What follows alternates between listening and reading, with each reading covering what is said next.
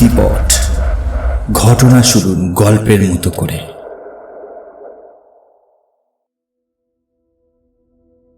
Viewers, আজকে আবার চলে এলাম স্মৃতিপটের ৭২তম এপিসোড নিয়ে। আমি সুশোভন।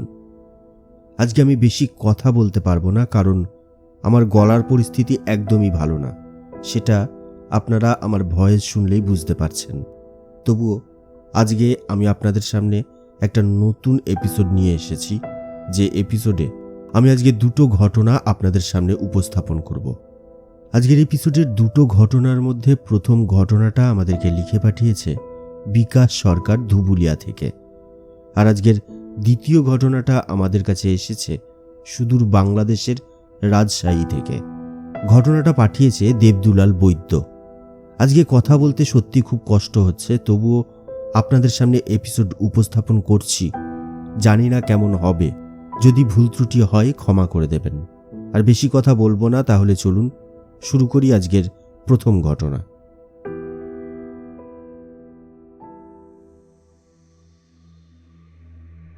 সুশোভনদা, কেমন আছো? আমার নাম বিকাশ ধর। আমার বাড়ি ধুবুলিয়াতে। তাই আমার ইচ্ছে একদিন তোমার সাথে দেখা করার। জানি না তা কোনোদিন সম্ভব হবে কিনা। আমি আগেও তোমাকে ঘটনা পাঠানোর চেষ্টা করেছি, কিন্তু কোনো না কোনো কারণে তা হয়ে ওঠেনি। তবে এইবার ঘটনাটা পাঠাতে সফল হয়েছি। আমি একজন ড্রাইভার, তাই আমাকে মাঝে মাঝেই একটানা কয়েকদিন ট্রাক চালাতে হয়। সেই রকমই একবার আমাকে কিছু মাল নিয়ে যেতে হয়েছিল বিহারে। এখানে একটা কথা বলে রাখি, আমার একজন পিসি আছেন যিনি বিধবা। তার কিছু অলৌকিক ক্ষমতা আছে। তাছাড়াও সে কিছু তন্ত্রমন্ত্র সাধনাও করে থাকে। তাই সে অনেক কিছু বুঝতে বা বলতে পারে যা সাধারণ কেউ পারে না। তাই সেবার আমি যখন বাড়ি থেকে বের হচ্ছিলাম, তখন ওই পিসি আমাকে বলে, এই কাজটায় না গেলে হয় না? কিন্তু আমার কাজ তো করতেই হবে। তাই পিসিকে বলি, না গো, আমাকে যেতেই হবে। তখন পিসি কী সব মন্ত্র পড়ে আমার গায়ে ৩বার ফু দিয়ে দেয়, আর আমার হাতে কালো সুতো দিয়ে একটা মাদুলি পরিয়ে দেয়, আর বলে যতদিন না আমি বাড়ি ফিরছি ততদিন যেন আমি নিরামিষ খাওয়া দাওয়া করি। পিসির কথা শোনার পর আমার মনটা কেমন কেমন করলেও সেটাকে অত গুরুত্ব না দিয়ে বাড়ি থেকে বেরিয়ে পড়ি। আমি যখন বাড়ি থেকে বের হই তখন প্রায় সন্ধে হয়ে গেছে। সেদিন বাড়ি থেকেই খাবার বানিয়ে দিয়েছিল, আর পিসির কথা মতো সেই খাবারটা হয়েছিল নিরামিষ। কিছু দূর যাওয়ার পর খাবার সময় হলে খেয়ে দিয়ে ট্রাক চালানো শুরু করি। আসলে আমাদের কাজটাই হতো রাতে, মানে আমরা সারা রাত ট্রাক চালিয়ে সকালে গিয়ে কোনো একটা জায়গায় দাঁড়াতাম। প্রথম দিন হওয়ার কারণে ট্রাক চালাতে কোনো অসুবিধা হয়নি। সারা রাত ট্রাক চালিয়ে পরের দিন সকালে আমরা মালদায় পৌঁছে গিয়েছিলাম। সেখানেই আমরা ট্রাক দাঁড় করিয়ে রান্না বান্না করে খাওয়া দাওয়া করে নিই, আর একটু বিশ্রামও করে নিই। এরপর সন্ধে হলে যথারীতি আমি ট্রাক নিয়ে আবার বেরিয়ে পড়ি আমার গন্তব্যের উদ্দেশ্যে। এরপর রাতের খাওয়া দাওয়ার জন্য আমরা একটা ধাবায় গিয়ে দাঁড়াই। প্রচণ্ড খিদের কারণে আমি পিসির বলা কথা রাখতে পারি না। মানে ধাবাতে গিয়ে আমরা যখন পৌঁছাই তখন সেখানে নিরামিষ খাবার কিছুই ছিল না। তাই বাধ্য হয়েই আমাকে আমিষ খাবারই খেতে হয়। তাছাড়াও আমি খিদে পেটে সারা রাত গাড়িও চালাতে পারতাম না। ধাবা থেকে খেয়ে দিয়ে আমি আবার গাড়ি নিয়ে বেরিয়ে পড়ি। কেন জানি না হঠাৎই আমার শরীরটা ভীষণ কাইল হয়ে যায়। মানে আমার শরীরে ভীষণ আলিস্যি ভাব হতে থাকে। যাই হোক, আমি মনের জোরে গাড়ি চালাতে থাকি। কিন্তু বেশ কিছুক্ষণ গাড়ি চালানোর পর আমরা যখন বিহারে প্রায় ঢুকে গেছি তখন শুরু হয় একটা জঙ্গল। জঙ্গলটা ছিল বেশ বড়, আর রাস্তা ফাঁকা হওয়ার কারণে আমি বেশ জোরেই গাড়ি চালাচ্ছিলাম। তখনই আমার এক সঙ্গী বলে ওঠে, আমি যেন এখানে কোনো মতে গাড়ি না থামাই, জায়গাটা নাকি ভালো না। যদিও সেদিন কিছুই ঘটে না। আমি সেদিন সারা রাত নির্বিঘ্নেই গাড়ি চালিয়ে পরের দিন প্রায় 12টা নাগাদ আমাদের গন্তব্যে পৌঁছে যাই। সেখানে সমস্ত মাল নামিয়ে কিছুটা খাওয়া দাওয়া করে বিশ্রাম করে রাত 8টা নাগাদ আবার বাড়ি ফেরার পথ ধরি। সেই একই পথে ফেরার জন্য আমরা আবার সেই জঙ্গলে যখন ঢুকি তখন রাত প্রায় 3টে।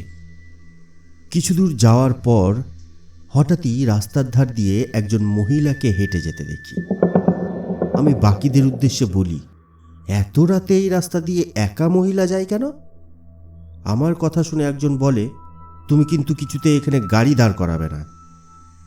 এরপর আরও কিছুটা যাওয়ার পর একইভাবে ওই একই মহিলাকে হেঁটে যেতে দেখি।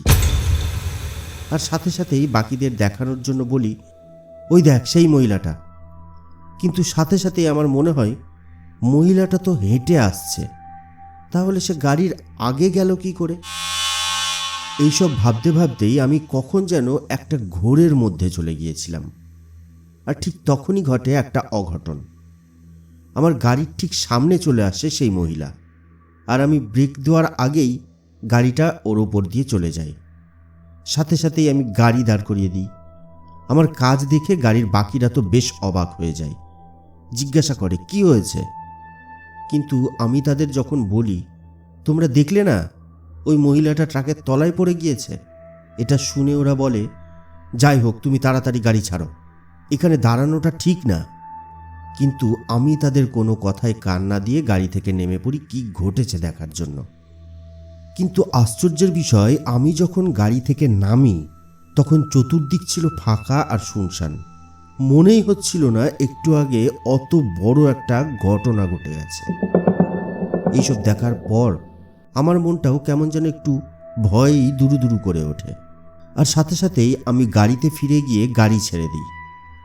আমার সাথীরা বলে, কি কিছু দেখতে পেলে? আমি তাদের শুধু না বলে চুপ করে যাই। তখন তারা বলে, এখানে এইসব অদ্ভুত ঘটনা মাঝে মধ্যেই ঘটে থাকে, তাই এখানে কেউ কখনো গাড়ি দাঁড় করায় না। এরপর আর কিছুই ঘটে না। আরও 2 দিন পর আমি বাড়িতে এসে পৌঁছাই। আমি যেদিন বাড়িতে ফিরি সেদিন পিসি বাড়িতে ছিল না, তাই আমিও বিশেষ কিছু মানামানি না করে ঘরে ঢুকে বিছানায় শুয়ে পড়ি আর ক্লান্ত থাকার জন্য ঘুমিয়েও পড়ি।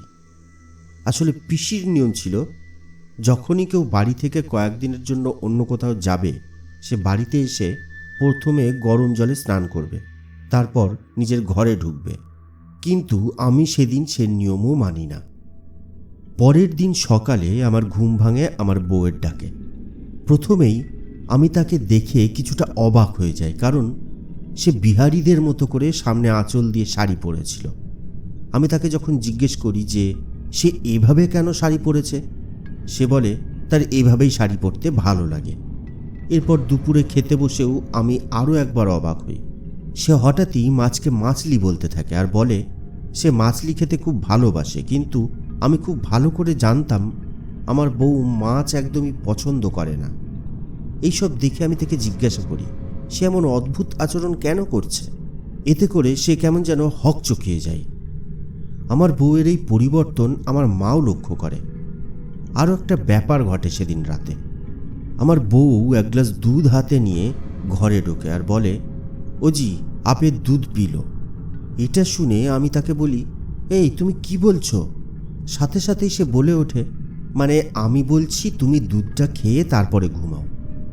এটা শুনে আমি ভাবি, আমি তো দুধ খেতে মোটেও ভালোবাসি না, আর এটা আমার বউ জানে, তাহলে সে হঠাৎ দুধ নিয়ে এলো কেন? যাই হোক, আমি আর কোনো কথা না বাড়িয়ে ঘুম পাচ্ছে বলে শুয়ে পড়ি। পরের দিন পিসি বাড়ি ফিরে আসে, আর বাড়ি এসেই আমার বউকে দেখে স্থির হয়ে দাঁড়িয়ে পড়ে আর ভীষণ রাগে আমার নাম ধরে ডাকা শুরু করে। আমিও পিসির ডাক শুনে ঘর থেকে বেরিয়ে আসি। পিসি আমাকে দেখেই বলে ওঠে, আমার একটা কথাও কি শুনতে নেই? যা ভয় পাচ্ছিলাম তাই হলো।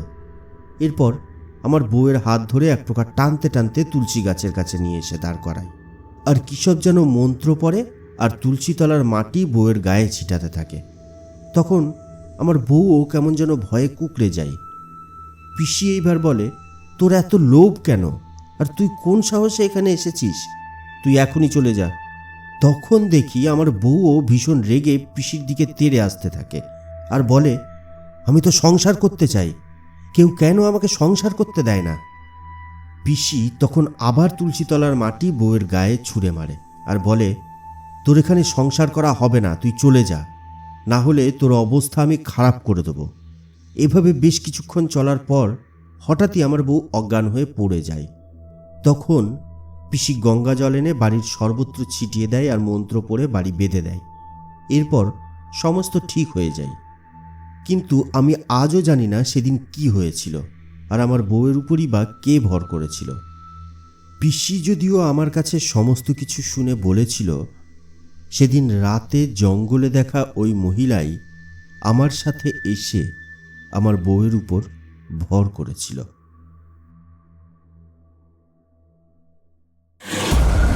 স্মৃতিপট, ঘটনা শুনুন গল্পের মতো করে।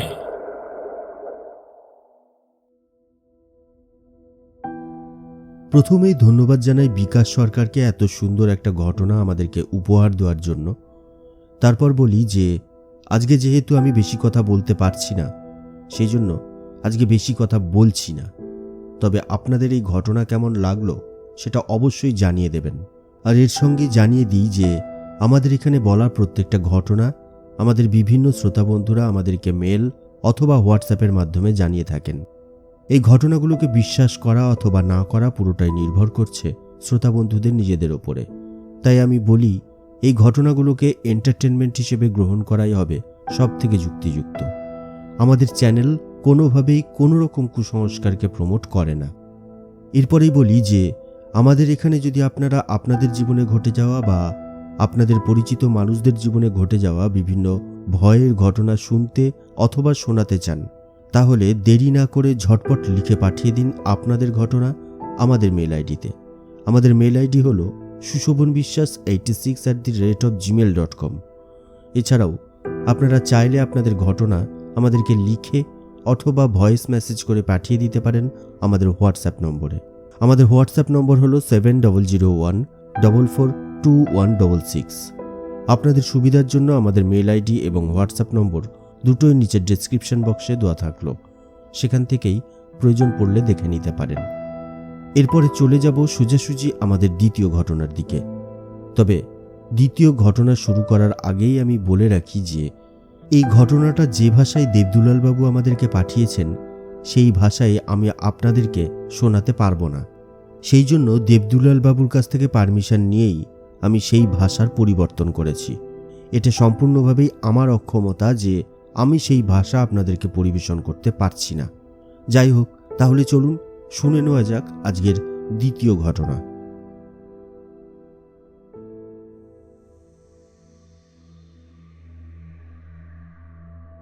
দাদা, আমি তোমার চ্যানেলের সমস্ত এপিসোড শুনি বাংলাদেশের রাজশাহী থেকে। আমার নাম দেবদুলাল বৈদ্য। আজকে আমি আমার সঙ্গে ঘটে যাওয়া একটা ঘটনা তোমাকে বলবো। ঘটনাটা ঘটেছিল আজ থেকে প্রায় 13-14 বছর আগে। ঘটনাটা বলার আগে আমার সম্বন্ধে কয়েকটা কথা বলে রাখি। আমার বাড়ি গ্রামে। আমাদের গ্রামে আমরা প্রায় 45টা হিন্দু পরিবার থাকি। প্রত্যেকেরই রুজি রুটি হলো চাষাবাদ। বিভিন্ন সময়ে বিভিন্ন রকম সবজি চাষ করি আমরা। আবার বর্ষার সময় রাতে নদীতে মাছও ধরি, যদিও সেটা আমাদের শখ। আমাদের গ্রামে অনেক দিনের পুরনো একটা খাল আছে। সেই খালের একদিকে আমরা হিন্দুরা থাকি আর অন্যদিকে থাকে আমাদের মুসলিম ভাইয়েরা। আমাদের সঙ্গে ওদের কোনো রকম মনোমালিন্য নেই। আমরা একসঙ্গেই ছোট থেকে বড় হয়েছি। তো আমার এক বন্ধু আছে, ওর নাম আয়ুব। ওকে আমরা সাহেব বলেই ডাকি। সাহেবের বাবা আবার একটু কবিরাজি বিদ্যা জানে। মানে আমাদের এলাকায় কেউ ভয় পেলে বা কাউকে ভূত প্রেতে ধরলে ওই সাহেবের বাবার কাছেই নিয়ে যাওয়া হয়, উনি ঠিক করে দেন। যদিও এর বদলে উনি কোনো পারিশ্রমিক দাবি করেন না। ওনার নাম বাঞ্ছা। আমাদের এলাকায় বাঞ্ছা কবিরাজ বললে সবাই একবারে চেনে। সেবার আমাদের এলাকায় একজন বেশ অনেক দিন ধরেই অসুস্থতায় ভুগছিলেন। অনেক ডাক্তার বদ্যি দেখিয়েও কোনো রকম কাজ না হওয়ার পর তাকে নিয়ে যাওয়া হয় সাহেবের বাবার কাছে, মানে বাঞ্ছা কবিরাজের কাছে। আর তিনি রোগীকে দেখেই বলে দেন যে তাকে নাকি জিনে ধরেছে। তারপর বেশ কিছুদিন সাহেবের বাবার কাছে গিয়ে তিনি ঠিক হয়ে ওঠেন। এই জন্য তো আমাদের গ্রামের সবাই বাঞ্ছা কবিরাজের নামে ধন্য ধন্য করতে থাকে। এরপর থেকে অনেক দূর দূর থেকে সাহেবদের বাড়িতে নানান রকম রোগী আসতে থাকে, কিন্তু সবার চিকিৎসা সেখানে হতো না। কবিরাজ মশাই যাকে সুস্থ করতে পারবেন বলে ভাবতেন তারই চিকিৎসা করতেন আর বাকিদের ফিরিয়ে দিতেন। এত কিছুর পরেও বাঞ্ছা কবিরাজ কারোর কাছ থেকেই কোনো মূল্য নিতেন না। যাই হোক, এবারে আসি মূল ঘটনায়। আমাদের বাড়ির সামনে একটা বিশাল বড় খেলার মাঠ। সেই মাঠের পশ্চিমে একটা বিশাল বড় পাকুড় গাছ। আমরা গরমকালের দিনে চাষবাসের কাজ করে আসার পরে ওই পাকুড় গাছের নিচে বসে সময় কাটাতাম। আমাদের গ্রামের অনেক মানুষই সেখানে বসে দুদণ্ড জিরিয়ে নিত। আবার রাতেও শিরশিরে হাওয়া খাওয়ার জন্য অনেক মানুষই সেই মাঠে মাদুর বিছিয়ে শুয়ে থাকত। এমনকি আমিও আমার বন্ধুদের সঙ্গে মাঠে রাতে শুয়ে থেকেছি। রাত 11টা-12টা বেজে গেলে যে যার বাড়িতে চলে যেতাম। এমনই একদিন গরমকালে আমি, সাহেব আর আমাদের বাড়ির পাশের এক কাকা সেই মাঠে বসে আছি। আসলে সম্পর্কে কাকা হলেও ও আমাদের বয়সী ছিল। আমরা সেখানে বসে বসে নানান রকম গল্প করছিলাম। হঠাৎ পশ্চিম দিকের পাকুড় গাছের মাথাটা বেশ অনেকটাই দুলে উঠল। একটা বিষয়, সেটা হলো সেদিন আবহাওয়াটা ছিল একেবারে গুমোট, মানে একটু হাওয়া দিচ্ছিল না। এরকম একটা আবহাওয়াতে গাছের মাথা এত জোরে দুলে ওঠার কথা না। সেজন্য আমরা সবাই সেদিকে তাকালাম, কিন্তু কিছুই দেখতে পেলাম না। এমন সময় আমাদের বাড়ির সামনে থাকা কয়েকটা কুকুর বেশ জোরেই ডেকে উঠল। আমরা বিষয়টা কিছুক্ষণ দেখে তারপর আবার নিজেদের মধ্যে কথাবার্তায় ব্যস্ত হয়ে পড়লাম। এইভাবে বেশ কিছুক্ষণ কেটে গেল। হঠাৎ আমরা খেয়াল করলাম ওই পাকুড় গাছের দিক থেকে একটা পচা দুর্গন্ধ ভেসে আসছে। আমরা তিনজনই সেদিকে ফিরে আবার তাকালাম। দেখলাম একটা কুকুর সেখানে কিছু একটা মুখে করে নিয়ে এসে বসে বসে চিবাচ্ছে, আর একটা লোক কুকুরটার পাশে দাঁড়িয়ে আছে। এবারে হঠাৎ জানি না কি মনে করে সাহেব বলে উঠল, শোন, আজকে আর বেশি দেরি করব না, বাড়ি যাই। আমরাও ওর বাড়ি যাওয়ার কথা শুনে যে যার বাড়ি চলে এলাম। আমাদের বাড়ি যেহেতু ওই মাঠেরই পাশে ছিল, সেহেতু সেই দুর্গন্ধটা আমাদের বাড়ি থেকেও অল্প অল্প পাওয়া যাচ্ছিল। আমি বাড়িতে আসার সঙ্গে সঙ্গে আমার মা আমাকে ওই গন্ধটার বিষয়ে জানতে চাইল। আমি যা দেখেছি মাকেও তাই বললাম। এরপর আমি খেয়ে শুয়ে পড়লাম। আগেই বলেছি, সেদিন প্রচণ্ড গুমোট গরম পড়েছিল, তাই সেদিন রাতে ঘরে শুয়ে থাকতে খুবই কষ্ট হচ্ছিল। অনেক চেষ্টা করেও আমার কিছুতেই ঘুম আসছিল না। আমার একটা ভীষণ খারাপ দোষ আছে, সেটা হলো আমার বিছানা যদি ঘামে ভিজে যায় তাহলে সেখানে শুয়ে থাকতে আমার খুব অসহ্য লাগে। আর সেই গরমে আমার এই সবই হচ্ছিল। তাই অনেকক্ষণ শুয়ে থাকার পর আমি ঘরের দরজা খুলে বাইরে বেরিয়ে আসি। আমাদের ঘরের সামনে একটা লম্বা বারান্দা আর তারপর বিশাল বড় একটা উঠোন আছে। সেই উঠোনের পরে বাড়ির থেকে বেরোনোর যে দরজা, সেই দরজার বাঁদিকে একটা ছোট জায়গায় কিছু ফুল গাছ লাগানো আছে। বাড়ির ঠাকুর পুজোর জন্য মা এই গাছগুলো লাগিয়েছে। সেখানেই একটা জবা গাছ বেশ অনেক বড় আর বেশ ঝাড় হয়েছে। ওই গাছটার জন্য সেখানটায় বেশ অন্ধকার থাকে। আমি গরমের জন্য প্রথমে আমাদের বারান্দায় পায়চারি করছিলাম। কিছুক্ষণ পর ভাবলাম উঠোনে পায়চারি করি, তাই আমি উঠোনে নেমে গেলাম। আমি খেয়াল করলাম সেই দুর্গন্ধটা যেন অনেকটাই বেড়ে গেছে। খেয়াল করলাম একটা কুকুর আমাদের বাড়িরই দরজার সামনে বসে আছে। আমি ভাবলাম হয়তো ওই কুকুরটাই মুখে করে কিছু নিয়ে এসেছে, তাই সেদিকে আর বেশি মন দিলাম না। আমি উঠোনে পায়চারি করতে লাগলাম। কিন্তু একটা সময় তো এই গন্ধে যেন পেটের ভাত উঠে আসার উপক্রম হলো। আর খেয়াল করলাম সেই গন্ধটা যেন আগের থেকে আরো বেশি উগ্র হয়ে উঠেছে। যেন মনে হচ্ছে সেই গন্ধের উৎস আমাদের বাড়ির ভেতরেই আছে। আমি ভালো করে সেই কুকুরটার দিকে তাকালাম, কিন্তু কিছুই দেখতে পেলাম না। এরপরেও আমি উঠোনে বেশ কয়েকবার পায়চারি করলাম। একবার যখন আমি আমাদের ঘরের দিক থেকে গেটের দিকে যাব বলে ঘুরেছি, হঠাৎ আমার চোখটা আমাদের সেই জবা গাছের কাছে আটকে গেল।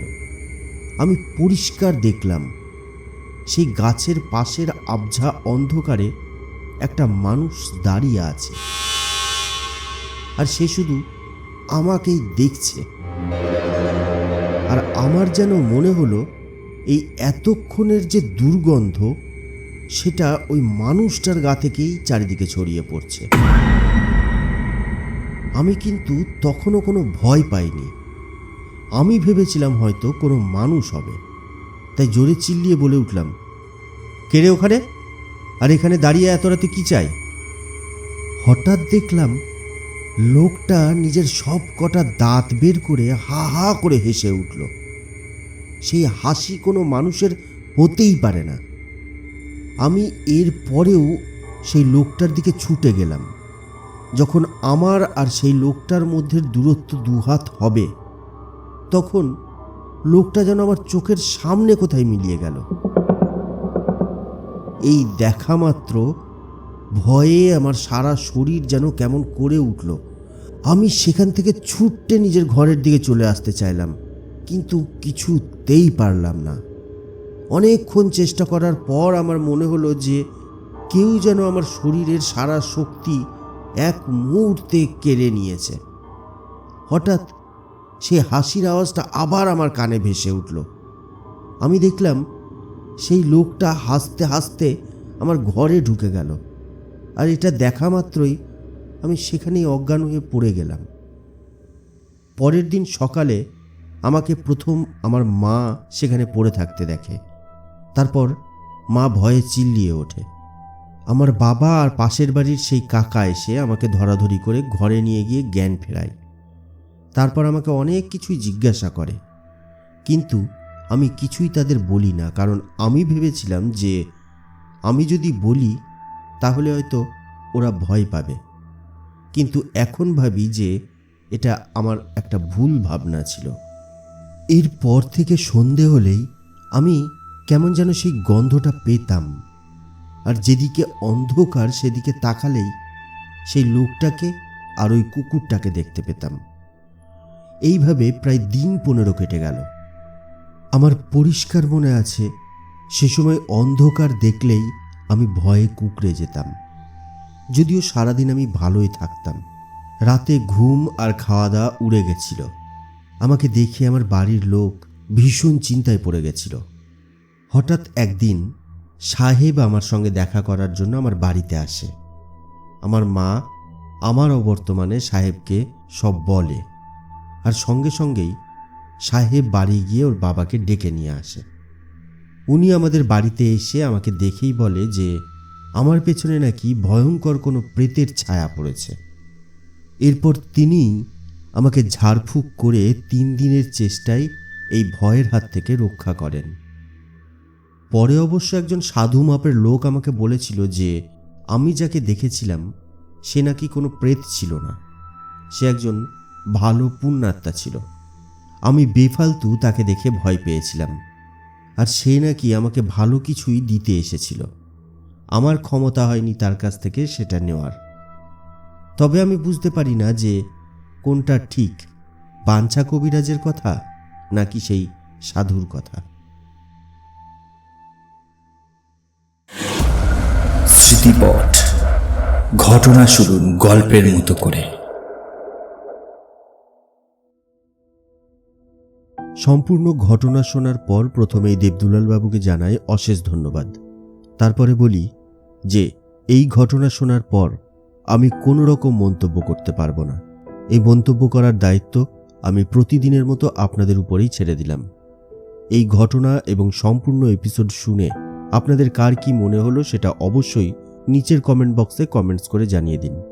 আর আমাদের এপিসোড যদি আপনার ভালো লেগে থাকে তাহলে অবশ্যই আপনাদের পরিচিত মানুষদের সঙ্গে শেয়ার করে ছড়িয়ে দিন। তাহলে আজকের এপিসোড আমি এখানেই শেষ করছি। দেখা হবে পরবর্তী এপিসোডে রাত ঠিক 9টার সময়। তার আগে পর্যন্ত সবাই ভালো থাকবেন। ধন্যবাদ।